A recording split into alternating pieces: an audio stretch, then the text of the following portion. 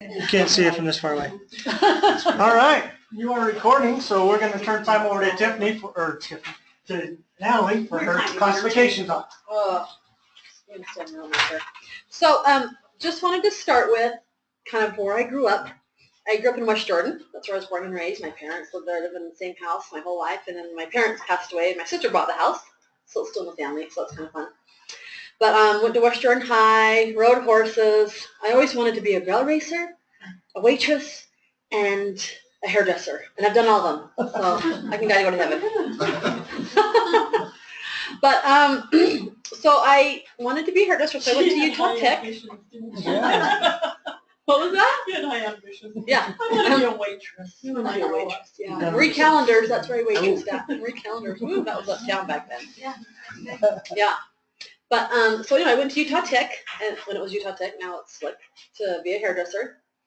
That's where I met my husband. So we came in to get his haircut, and there were dollar haircuts, so it was really cheap.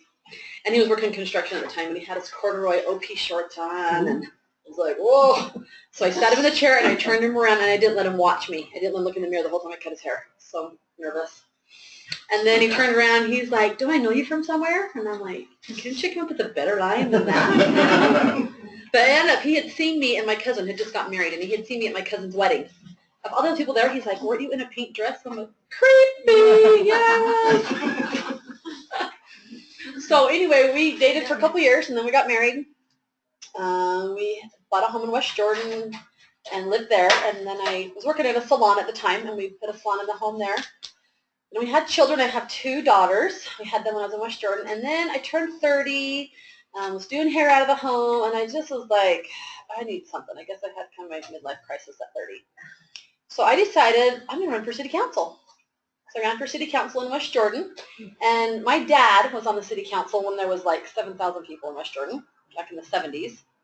So I ran and I won, so I was a city council member, and that's where I got introduced to Rotary. As a council member, West Jordan Rotary Club, I would go to the Rotary Club, and I thought it was a bunch of business people sitting together eating dinner and solving all the problems of the city, you know. I thought that's what Rotary was. So that was my first experience with Rotary. And then I did that for 4 years. Then we decided we wanted to move, and so we looked around for property, and we ended up moving to Camas. So in 2004, that's how we got to Camas, and moving up there. When I was on the city council, my daughters were 3 and 5 at the time.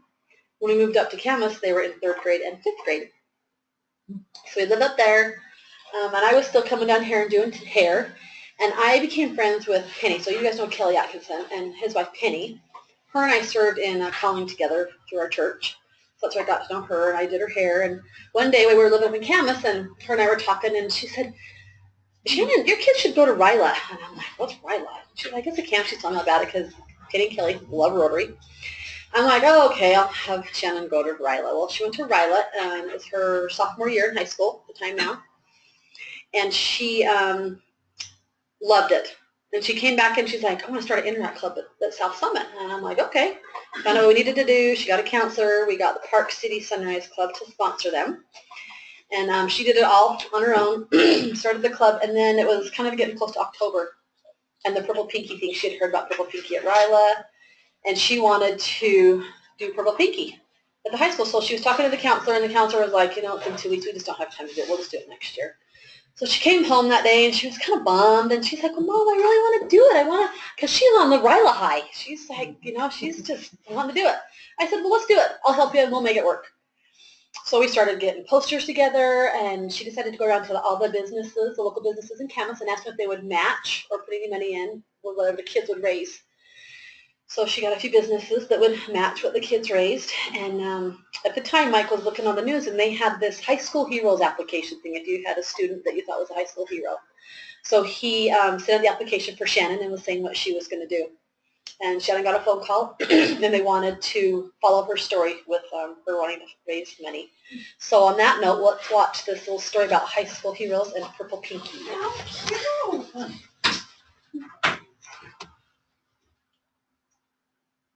Well, we have some. Oh, sorry. Here, Can we help you with something? Let me turn the volume all the way down.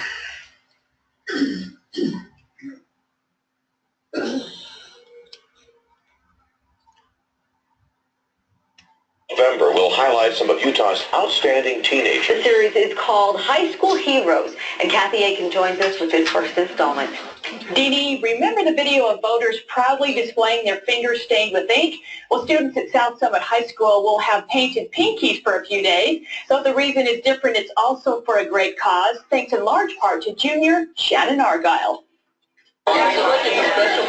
There were plenty of painted purple pinkies at South Summit High School Wednesday, and it all started with the wish and hard work of 17-year-old junior Shannon Argyle. It's definitely like taken over a lot of things I've been doing. Like I go home and me and my mom talk about Purple Pinky.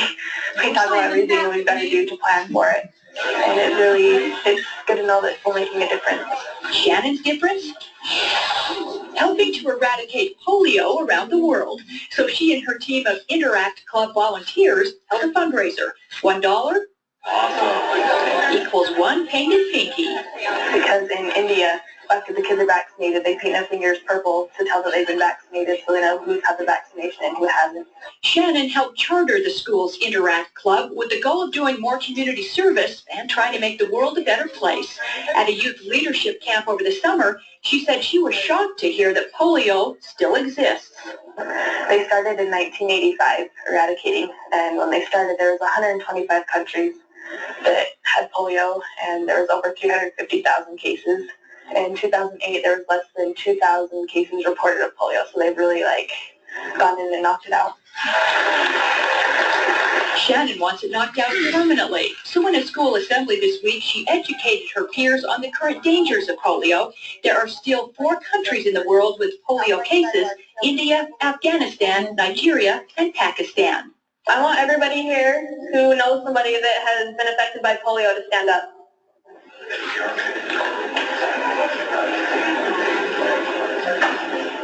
She's a student, and there's so many other fun things that they could do, but yet she wanted to do something that makes a difference in the world, and that's the kind of child that she is. She's always been that way.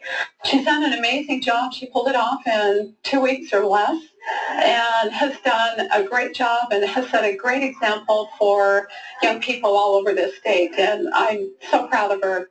Shannon also pitches for the varsity softball team. She's an honor roll student and currently takes college courses through South Summit, hoping to graduate with her associate's degree. But her big goal today, getting every little pinky painted purple. So you guys, if you could come pay $1 or more, go paint your pinky purple to show that you've saved a child's life. You can come help change the world. Thanks.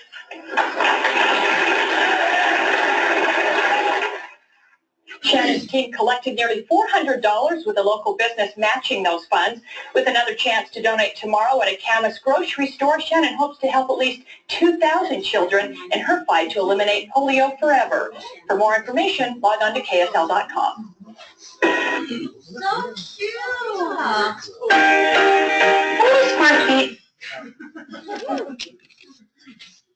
So yeah, we ended up raising $1,100.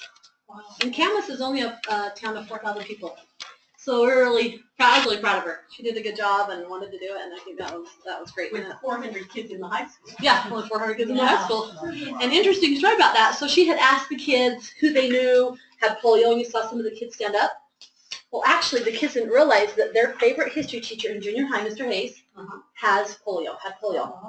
So she was actually like, you guys all know somebody, Mr. Hayes, has polio, and he still has some problems with sitting in his legs and stuff from it. So it was really educational for those kids to learn about polio, and that there was someone that they all knew. They were a high school, middle school teacher. Yeah. So with that, after we did that, then they heard about Mexico, going on to Mexico, the humanitarian trip to Mexico. So Shannon and Sierra, my husband Mike, they went to Mexico. And I decided, my husband travels for a job. He works for a company called Biorad Technologies. It's based out of California. They're international. He's actually in Mexico this week. And so I do a lot with my kids, and I decided this was his turn to take the girls and go have some fun. So he took them to Mexico, and they built houses, and they loved it. And my kids, Sierra's gone 3 times, Shannon's gone twice, and it's just a great life-changing experience. And it's another experience that Rotary offers these kids to do. It does change their lives. It's great. And it's not really expensive. A lot of these humanitarian trips are quite expensive. And this is one where they're able to go and participate in something that it doesn't cost as much. So then with that, Sierra went to RILA, and she decided that she wanted to be an exchange student. This is my other daughter. She's 20 now. She's the one that went on the mission that went back to Sweden. So after she came home from RILA, she was going to do short term. And a couple of people got a hold of her and said, because she was a senior, she wanted to miss graduation. And the more they talked to her about it, she decided that she wanted to go her senior year, and she was kind of done with the small town thing and put her paperwork in. It was due November 1st, and this was like October 15th when she decided to do it. And I was like, wait a minute, I don't know if I want you to go. My baby's sleeping. And she went and had a great experience, and now she's heading back there again. Oh, so she went to Sweden. She went to Sweden. Yep. You don't get to choose where you go, but she put her paperwork in that she knows the language, and she's been there, and so she's pretty excited to go back there. Yeah, she loves the country, loves the language.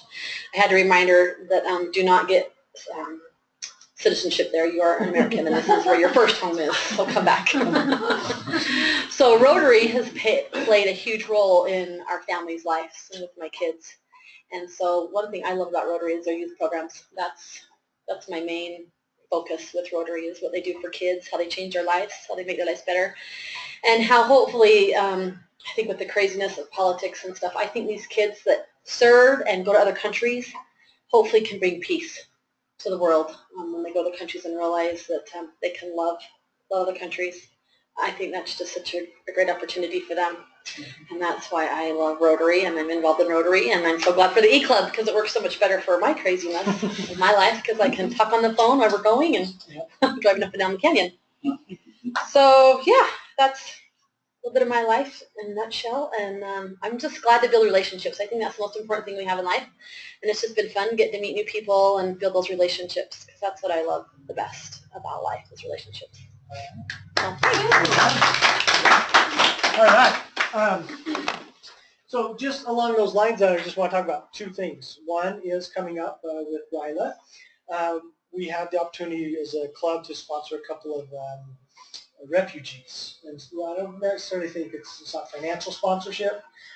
They need us to help get them registered and meet with their families and explain to the families what's going on.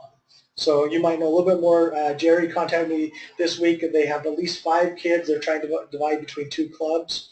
And so anything we can do to help get these young people registered and to help their parents understand what RILA is, because a lot of them don't even know what it is, and they're worried about their kids going away for 4 or 5 days. So watch for further information about that to do that. Do you have any other information on it yet? Or No, okay. how do we conduct it? Okay, so I talked to Jerry last week, and he was going to send me a list of students and the schools they go to. They'll be here in the Salt Lake area, so we'll be coming down here to help them. Okay. RILA's one of my favorite events too, mainly because I get to speak at it every year, and it's a big. And I love seeing those kids and what they do and who they become and who they can become. The other element, which now I just dropped it. Let's see, it was the 2 things you talked about.